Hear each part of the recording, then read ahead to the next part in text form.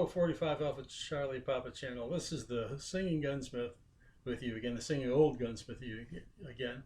And today we're going to work on a 1906 Winchester 22 pump. This is the project gun we started several weeks ago, or several days ago. Anyway, the front hanger here for the magazine tube has been silver soldered onto the barrel. You can see the back one we've taken off. No problem, it's just dovetailed in. This one, evidently the dovetail must be bad because they've silver soldered it also. So we're going to take that off. We're going to try heating it up with a propane torch that really isn't hot enough to melt silver solder. But this is old, and we'll see whether or not we can get it loose enough to pull that off of there. So we're going to fire it up.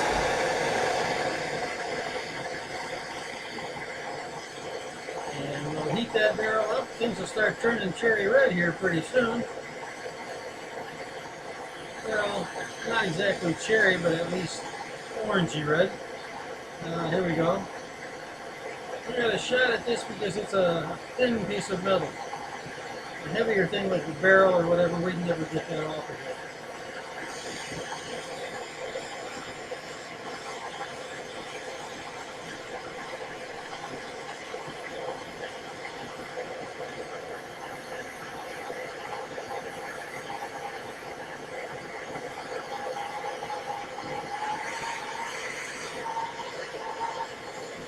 There it is. Hey, look at that. I didn't think that would come off that easily. Take a look at that there. You can see there's still some solder left on it. Yeah, well, we're going to clean that up separately and hope to reuse that. We're carrying on with this 1906 project that we started on the 1906 Winchester 22 rifle. And one of the things I wanted to show you is the other day we pulled this front hanger for the magazine tube off. Told you it was silver soldered on. We can see that the reason that we were successful is it wasn't silver soldered on very well. So as we can see, there's not very much silver solder holding it. What we basically did was broke it off rather than heated it up. But anyway, it's off. Now what we have is we have a lot of time-consuming work to do. Cleaning this up. We're going to make this flat again. We're going to contour this by coming in here and getting all that silver solder out of there, which is just simple file work. The problem is that simple file work takes a long time.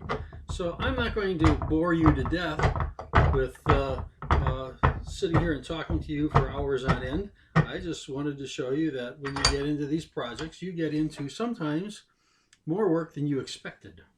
So we take our old hand file here and we just start working on those lumps. And we're going to take them down until we get all the silver solder off and we're back down to metal. So here we are, you know, doing the exciting, like that one, I want something a bit more aggressive. It's going to take forever at that rate. So here we are, just taking doing simple file work. Trying to work with keeping everything flat and straight. This is a good example of what we were talking about when we talked about files and their use, and the very first episode where we talked about the bench and having the bench up where your work was someplace that you could get at it, you could see it, you could work on it easily, and weren't going to kill your back by bending over to get it. This is right here at a height where I'm standing up straight, I'm not hunched over, I'm quite comfortable, and I can apply that file the way that file needs to be applied to this piece. So you're going to spend a lot of time, when you're gunsmithing, doing hand work like this, and you know, little things that don't get you a lot of glory, but things that make the finished product look finished. So again, I'm not going to spend all night here just doing this and showing me filing. So we're going to cut it out here, and when we get to something else or we get near finished on this, we'll be back. Now here we've put the big file away. We got over to the edges, and now we're using a half-round needle file. We're using a half-round needle file to clean up inside this curve and try and get all of the solder out of there, so that when we go to put this back on, we can glue it. The gluing will not stick to the solder. Okay, this side here, we've recut the curve in it. This side still has that big lump of silver solder sitting in there, right in here, to where it's almost flat. So we're going to use the little file, and this is just a lot of close-in, nose against the work kind of stuff. Again, nothing very exciting.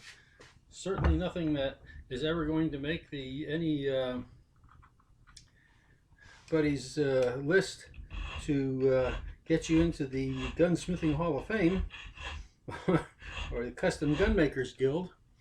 But detail work like this takes up an extraordinary amount of your time when you're doing restorations. And one of the reasons, once again, why gunsmithing is so expensive. I'm going to spend hours on a little $20 piece with shipping and all. This piece could cost me, $20 if I can find it. And that's the problem. Can you find it? Well, when you can, usually it's worth the time and the effort just to go ahead and buy it.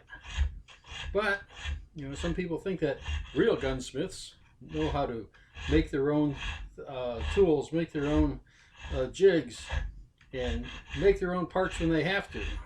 Well, yeah, a real gunsmith can do that. Even a fake gunsmith like me can do that. The question is, can my customer or your customer afford to pay me to do that when I can just go out and buy it? In this case, it's my gun. So all I'm putting into this is my time. I'm not paying for this labor. If I was doing this for you, you'd prefer I go out and buy this piece. I just need to reposition this because it slipped. Again, it's small detail work like this that in the end shows the difference between a really class restoration and something that was just hacked together. We could have just put this thing right back on there without paying attention to the little details. But the little details are what make you a professional. Anybody can do sloppy work. Some of us do sloppy work even when we're trying to do good work. But nonetheless, you don't do sloppy work on purpose. So again, we're just show you where we've done so far.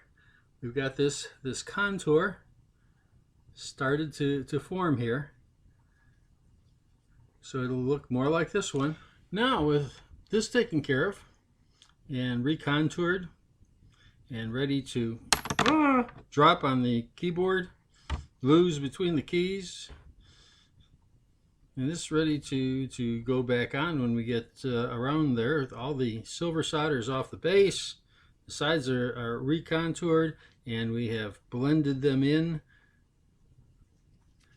We'll have to polish the rest of this up before bluing, but at least that piece is now totally cleaned up and ready to use again. So anyway, this is the old singing gunsmith. He's going to say happy trails to you one more time. Happy trails to you until we meet again. Happy trails to you. Keep smiling until then. Happy trails.